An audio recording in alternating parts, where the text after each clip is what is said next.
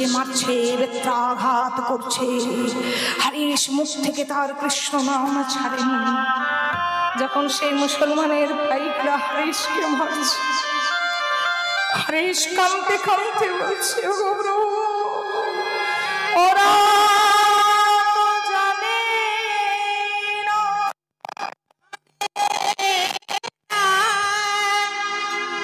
ওরা কি অপরাধ করিছে, তুমি ক্ষমা করো প্রভু। হে কৃষ্ণ করুণা করো, তুমি করুণা করো।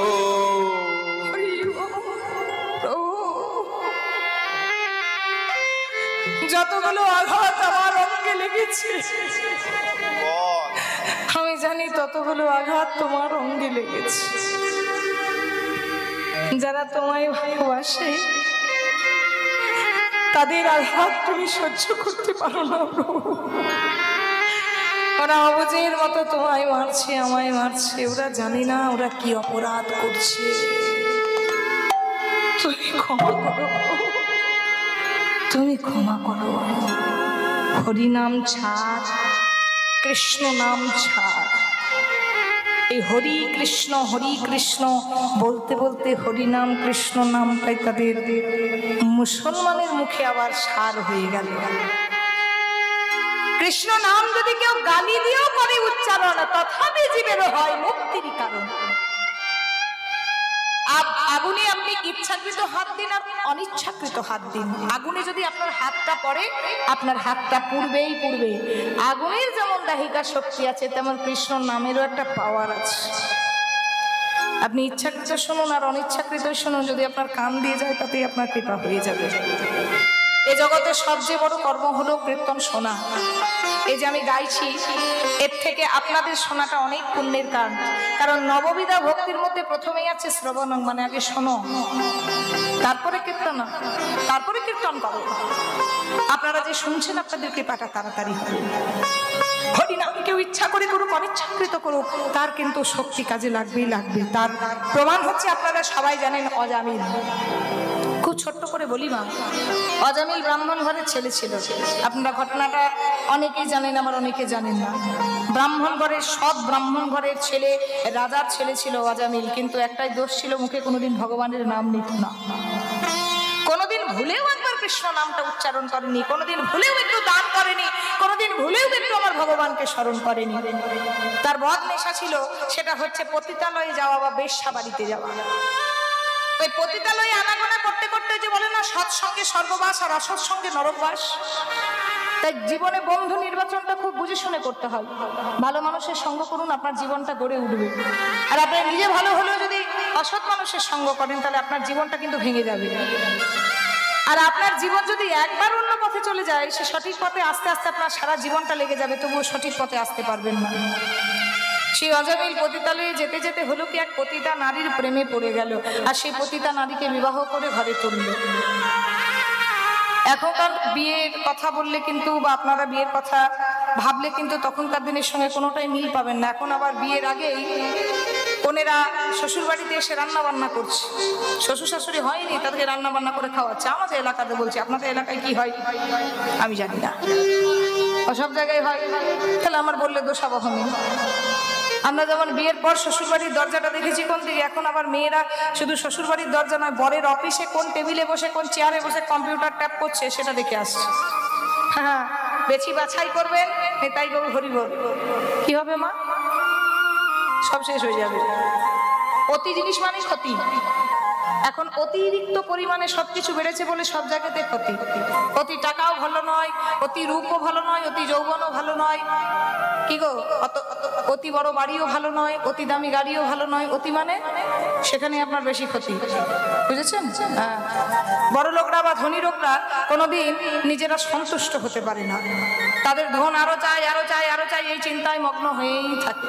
হ্যাঁ, হরি বল। তাই সেই অজামিল যখন পতিতালয়ের মেয়েকে বিবাহ করে নিল, তাকে কিন্তু ঘরে ঢুকতে দিল না, ঘর থেকে বহিষ্কার করে দিল, এমনকি ত্যায্য পুত্র পর্যন্ত করে দিল। এবারে সমাজ যখন তাকে সমাজচ্যুত করে দিল, তখন মা কাজও পাচ্ছে না, বিয়ে তো করেছে, বউকে খাওয়াবে কি? খাওয়াতে তো কিছু হবে। সমাজে কেউ কাজ দিচ্ছে না, রাজার ছেলে পথে দাঁড়িয়ে দাঁড়িয়ে ভিক্ষা করছে। এই যে বললাম, সৎসঙ্গে স্বর্গে বাস আর অসৎসঙ্গে নরকবাস। একটা স্ত্রী পারে একটা স্বামীর জীবন গড়ে দিতে, আবার একটা স্ত্রী পারে স্বামীর মাথাটা চিবিয়ে চিবিয়ে খেতে। নারী থেকে খুব সাবধান, একদম। এই নারী জাতি থেকে খুব সাবধান। এ জগতে সব কিছুতে ভুলবেন। আপনাদেরকে টিপস দিয়ে যায়, কোনোদিন নারীর চোখের জলে নিজেকে ভোলাবেন না। নারীর চোখের জল আর ওই যে সজলধারার ট্যাঙ্কের জল একই অবস্থা, ভুলবেন আর পাবেন না। তেমনি নারীর কথায় কথায় চোখের জলে যে পা পিছলেছে, সে বেটা অতল তলে ডুবেছে। দেখুন, নারীর চোখের জলের জন্য রামায়ণ, কই তো অভিনয় করে কেঁদেছিল, সত্যি সত্যি কি কেঁদেছিল? নারীর চোখের জলের জন্য মহাভারত, নারীর চোখের জলের জন্য রাধারানীর মান, সবই কিন্তু মূলে ওই নারীর চোখের জল। সেই নারীর চক্রান্তে পড়ে আজকে অজামিল পথের ভিখারি হয়েছে। কি করবে না, এবারে চুরি করতে হবে, ওইটি লোক দেখতে পাবে না। রাতে রাতে চুরি শুরু করলো। চুরি করে কি আর নারীদের মন ভরানো যাইব? আজকে দিনে খাবো, কাল না দিনে বেনারসি পরবো, পরশুনা দিনে সিনেমা দেখতে যাবো, তরশুনা দিনে সোনার চেন ঝোলাবো। একটার পর একটা চাহিদা বাড়ছে, বড় ডাকাত হয়ে গেল। আস্তে আস্তে ডাকাতি করতে করতে বড় ডাকাত, এমন দস্যু ডাকাত হয়ে গেল বাবা। ওই শোলে সিনেমাতে একটা ডায়লগ ছিল না, চুপচাপ সোজা বেটা নাহি তো গব্বর সিং আ যায়গা। তো সবাই বলছে চুপচাপ সোজা বেটা নাহি তো অজামিল ডাকাত আ যায়গা। 10টা গ্রাম 20টা গ্রাম ভয়ে থরথর করে সন্ধ্যা হলেই দরজা লাগিয়ে দিত, কাঁপতো ওই অজামিলের ভয়ে। একদিন কোনো না কোনো কারণে একটু কৃপা হয়ে গেল। কি কৃপা বলুন তো? একদিন অজামিল যে গ্রামে থাকতো, সেই গ্রামে এক পরম বৈষ্ণবের আগমন হলো। হরি বল। সেই বৈষ্ণব একজন ছোট্ট ছেলেকে জিজ্ঞাসা করছে, হ্যাঁ রে বাবা, এই যে এসো না। বলি, অধিক রাত্রি হয়ে যাচ্ছে, সন্ধ্যা ঘনিয়ে এসেছে, তো আমি তো বৃন্দাবনের পথে যাত্রা করেছি, তো আজকে রাত্রিটা যদি এই গ্রামের কোনো ভক্ত বাড়িতে থাকার ব্যবস্থা থাকতো। আপনাদের গ্রামে যেমন এই মিহির কাকুর বাড়ি ভক্ত বাড়ি, সব কীর্তনের আসে, তার বাড়িতে ঠাঁই নেই, সবাই জানে যে মিহির কাকুর বাড়িতে যাবো, তাই না? ঠিক তেমন বড় ভক্তের যদি বাড়ি থাকে, তাহলে আজকে রাতটা একটু যাপন করা যায়। হ্যাঁ, ছোট ছেলে তো ধুরন্ধবার ছেলে, ও যে বাবাজি, ও সাধু বাবা, আছে আছে আছে, ওই গায়ের শেষে পাতারকুটি অজামিল ভক্তের বাড়ি, কে বড় ভক্ত, আপনি চলে যান সোজা এই রাস্তাটা ধরে। অজামিলের বাড়িতে গিয়েছে, দরজায় কোন আছে, দরজা খুলেছে। আহা, এ কি, আজকে আমার দরজায় পরম বৈষ্ণব। কত কত পুরুষ আমার দরজায় এসেছে এই দেহটাকে উপভোগ করার জন্য, আর আজকে আমার বাড়িতে বৈষ্ণব এসেছে। না জানি কোন জন্মের স্বীকৃতির ফলে আমার দরজায় বৈষ্ণব এসেছে। প্রণাম। মাগো, তোমার বাড়িতে কিছু খাবার হবে? আমার বড় ক্ষুধা পেয়েছে। আমি শুনলাম তোমার বাড়িটা নাকি ভক্ত বাড়ি।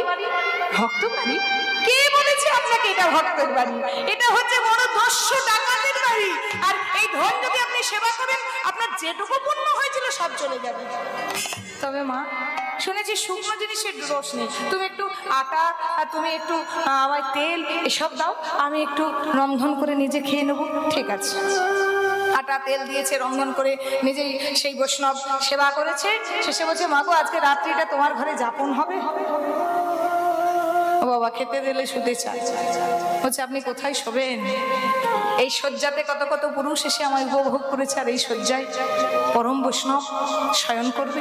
ঠিক আছে, আপনার যদি মন হয় ওই সামনে যে গাছের তলাটা রয়েছে, ওখানে রাত্রিটা যাপন করতে পারে। রাত্রিবেলায় ওই গাছের তলায় যাপন করছে। ঠিক ঠিক সেই সময় অজামিল ডাকাতি করে ঘোড়ার পিঠে চড়ে আসছে। সারা গ্রাম থরথর করে কাঁপছে, আশেপাশের গ্রাম কাঁপছে।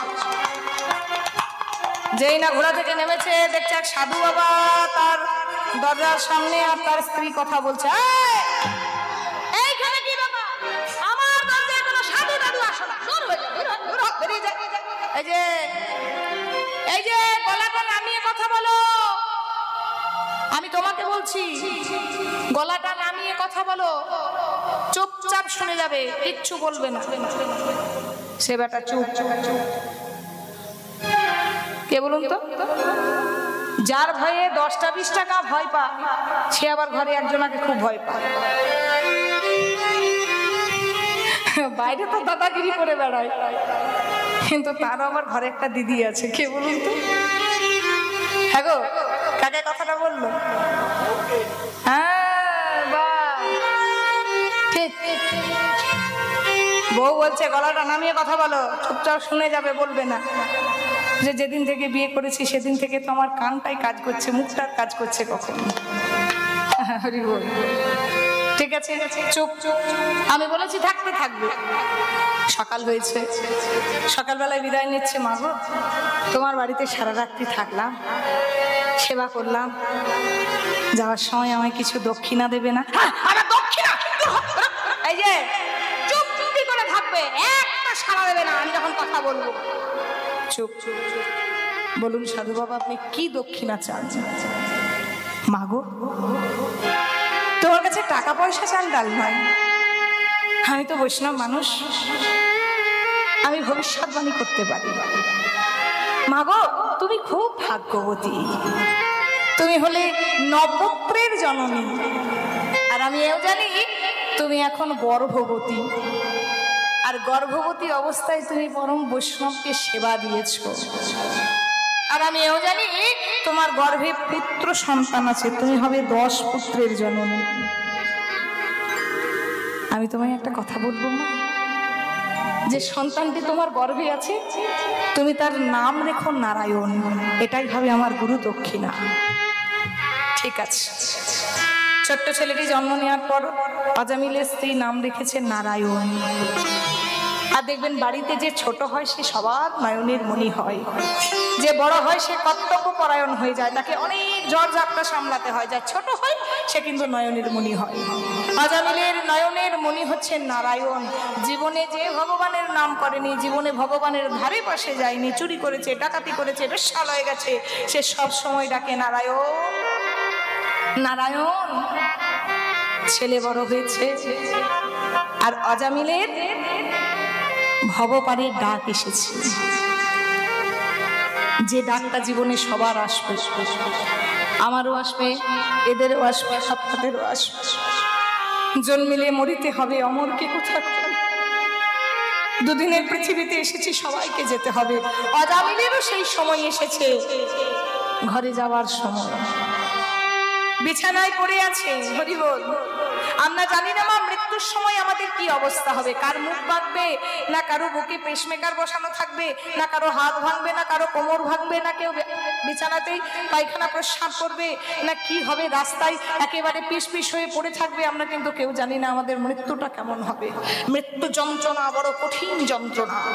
ঠিক যখন মৃত্যু হয় তার 15 থেকে 20 মিনিট আগে সেই সমন অর্থাৎ যমরাজের দূত এসে মাথা গোড়ায় দাঁড়ায়। যদি কোনোদিন কোনো মানুষের সচক্ষে মৃত্যু দেখে থাকেন, দেখবেন মৃত্যুর 15 থেকে 20 মিনিট আগে মানুষের মুখ মানে বাকরুদ্ধ হয়ে যায়, মুখটা বন্ধ হয়ে যায়, আর চোখ দিয়ে তাকিয়ে তাকিয়ে আপন মানুষগুলোকে দেখে।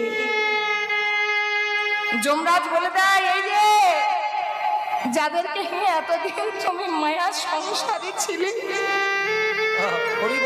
যাদেরকে নিয়ে তুমি একটা সংসার গড়েছিলে, তোমার এত আপন, তাদেরকে একবার শেষবারের মতো দেখে নাও, আর জীবনেও কোনোদিন দেখতে পাবে না। তখন মানুষ দেখবেন মুখটা বন্ধ হয়ে যায়, আর তাকিয়ে থাকে আপন মানুষগুলোকে যেন কিছু বলতে চায়। ছোট্ট ছেলে নারায়ণ উঠোনে খেলা করছে, আর অজামিল তাকিয়ে তাকিয়ে দেখছে যে আমার ছেলেটা খেলা করছে, কিন্তু তাকে ডাকতে পারছে না। মাথা গড়াই যমরাজের দূত বলছে, কি গো এবার চলো, এবার যে তোমার সময় হয়েছে। যেই না হাতটা ধরে তুলেছে, সঙ্গে সঙ্গে বলছে, ওরে দাদা রে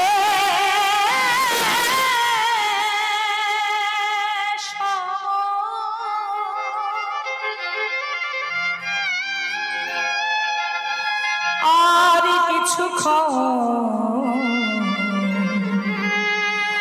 আমার কিছু কাজ আছে বাকি।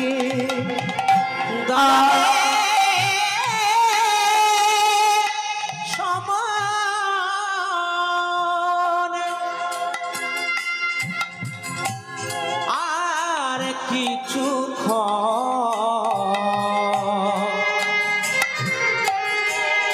আমার কাজ আছে অনেক বাকি। আমার আঙ্গিনা মাঝে নারায়ণ বিরাজে, আমার আঙ্গিনার মাঝে নারায়ণ বিরাজে। আমার আঙ্গিনার মাঝে ছোট্ট নারায়ণ বিরাজ, তারে আমি দেখে কিছুক্ষণ আমার কাজ আছে বাকি। কিছু কাজ আছে বাকি। নারায়ণ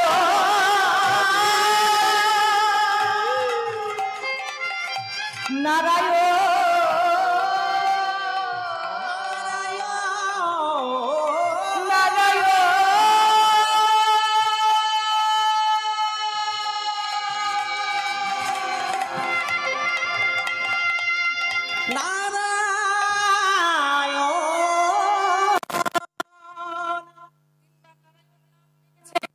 সঙ্গে বিষ্ণু লোক থেকে বিষ্ণুর দূত এসেছে। এই যে যাব বিষ্ণু লোকে না, এ যাবে যম লোকে না, এ যাবে বিষ্ণু লোকে।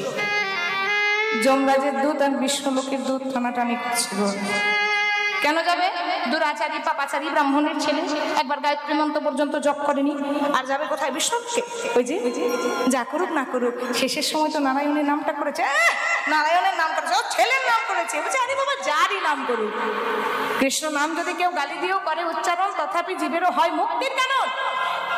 এই নারায়ণের নামটা যখন দিয়েছে তখন কিন্তু বিষ্ণু লোকে যাবেন। তাই গৌর হরি বল হরি বল হরি বল। দেহটি চলে গেল কোথায়? আত্মা পাখি ডেকে নিয়ে চলে গেল সেই বিষ্ণু লোকে। ঠিক তেমন আগুনে আপনি হাত দেন ইচ্ছা করে আর অনিচ্ছাকৃত হাত দেন, হাতটা তো পুড়বে।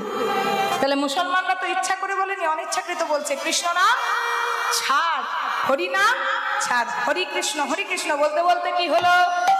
হে হরেশ, হ্যাঁ তুই কি হরেশ? বল বল, তোর মধ্যে এমন কি জান আছে? এতক্ষণ ধরে তোকে মারছি, তোকে মারা তো দূরের কথা, তোর মুখ থেকে কৃষ্ণ নামটা ছাড়াতে পারলাম না। তুই একবার কৃষ্ণ নামটা ছেড়ে দে। তুই যদি হিন্দু কাফেরের নামটা না ছাড়িস তবে আমাদেরকে যে কাজী সাহেব কতল করে দেবে। আমাদের ঘরে বিবি বাচ্চা আছে, আমি মরলে বুঝি তোমাদের মঙ্গল হবে। হ্যাঁ হ্যাঁ, তুই যদি মরে যাস তাহলে আমাদের সংসারটা বেঁচে যাবে, আমরা বেঁচে যাব। আর তুই যদি না মরিস সবাইকে আমাদের ধরে ধরে ওই গলা কাটবে। ঠিক আছে, আমি তোমাদের জন্য যদি মরতে হয় তাই মরবো। তবে একটা কথা বলবো, আমি যদি মরে যাই আমার দেহটা নিয়ে কি করবে জানো? কেন কেন? তোমাকে কবর দিয়ে দেবো? না না না না। তাহলে আগুনে পুড়িয়ে দেবো? না না না, কবরও দেবো না, আগুনও পুড়িও না। আমার এই দেহটাকে ওই পতিত পাবনী গঙ্গার জলে ভাসিয়ে দিও। কথা দাও? কথা দিলাম। তুই যদি মরে যাস তোর এই দেহটা ওই পতিত পাবনী গঙ্গার জলে ভাসিয়ে দেব। হারিস ধ্যানস্থ হয়েছে, ডাকছে আমার ভগবান শ্রী বিষ্ণুকে। হরে কৃষ্ণ হরে কৃষ্ণ। সবাই তাকিয়ে তাকিয়ে দেখছে, হারেশ সেই সময় ধ্যানস্থ হয়ে গেছে।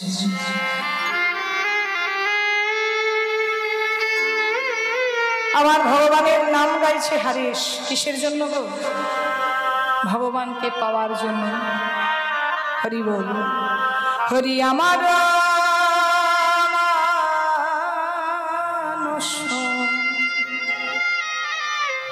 সন্তাপনা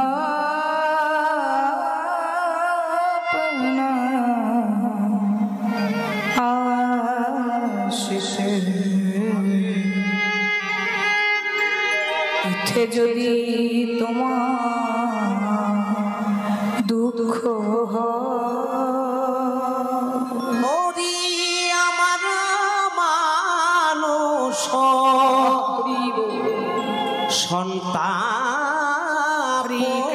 সন্তাপনাশিতে ইঠে যদি তোমার দুঃখ হয় আমার যা হবার তাই হবে,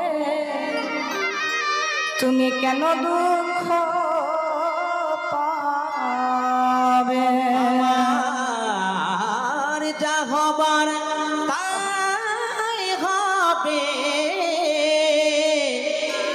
বলো বলো আমার লাগি কেন তুমি দুঃখ পাবে? সুখে থাকো সুখময় হরি হরি আমার মানুষ সন্তাপনাশিতে হরি কৃষ্ণ এতে যদি তোমার দুঃখ হয় আমায় ফেলে একা বন্ধুহীন দেশে কোথায় রইলে হরি, কোথায় রইলে বসে? তুমি আমায় ফেলে একা এই বন্ধুহীনা দেশে কোথা রইলে হরি, কোথা রইলে বসে? আমি তোমার দেশে যাব সেই দেশে, আমি তোমার উদ্দেশ্যে হরে কৃষ্ণ যাব সেই দেশে। তোমার উদ্দেশ্যে যাব সেই দেশে, দিতে নব পরিচয়। হরি আমার মানুষ এমন সন্তাপনাশিতে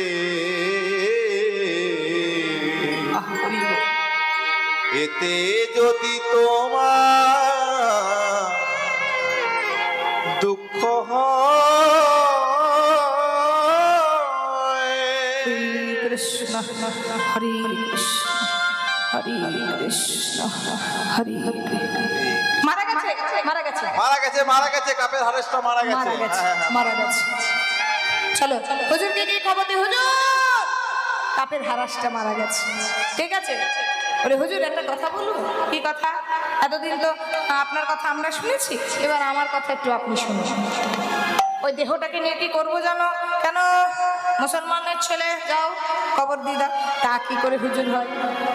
এ তো ব্রাহ্মণ ঘরের জন্ম, তাহলে কি করে কবর দেওয়া হয়? তাহলে আগুনে পুড়িয়ে দাও। তা কি করে হয়?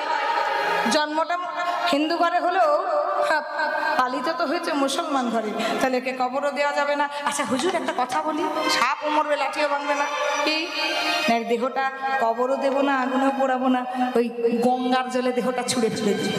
তাই করো তাই করো তাই করো। এবারে হুজুরের কথা মতো পতিত পাবনী গঙ্গাতে হারিসকে ছুঁড়েছে। এবারে সেই পতিত পাবনী গঙ্গার মধ্যে হারিস ভাসছে, মুখে তার কৃষ্ণ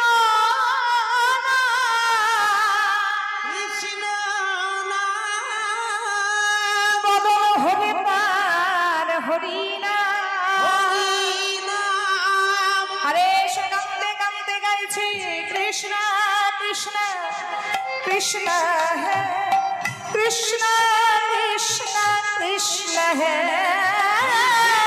কৃষ্ণ কৃষ্ণ হে কৃষ্ণ কৃষ্ণ কৃষ্ণ হে।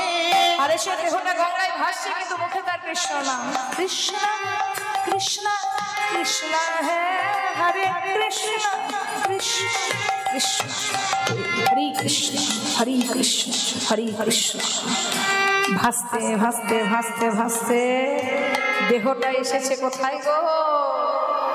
নবদ্বীপের শান্তিপুরের ঘাটে। সেই সময় ঠিক প্রভাত কাল। দেখুন ভগবানের কেমন লীলা। ভগবান যেখানে এসেছে গৌর রূপে ঠিক সেই জায়গাতে আমার হারেসের দেহটা ভাসতে ভাসতে এসেছে শান্তিপুরের ঘাটে। আর সেই শান্তিপুরের সেতানাথ অদ্বৈত আচার্য ঠিক প্রভাতকালে সেই ঘাটে স্নান করতে যাচ্ছে। আর আমার হারেস কৃষ্ণ নাম গাইছে, আর এদিকে আমার অদ্বৈত আচার্য মুখে গান গাইতে গাইতে যাচ্ছে। ভজহুরে মন শ্রীনন্দন নন্দন অভয় চরণার বৃন্দরে। জহুরে মন শ্রীনন্দের নন্দন অভয়ার চরণার বিন্দরে।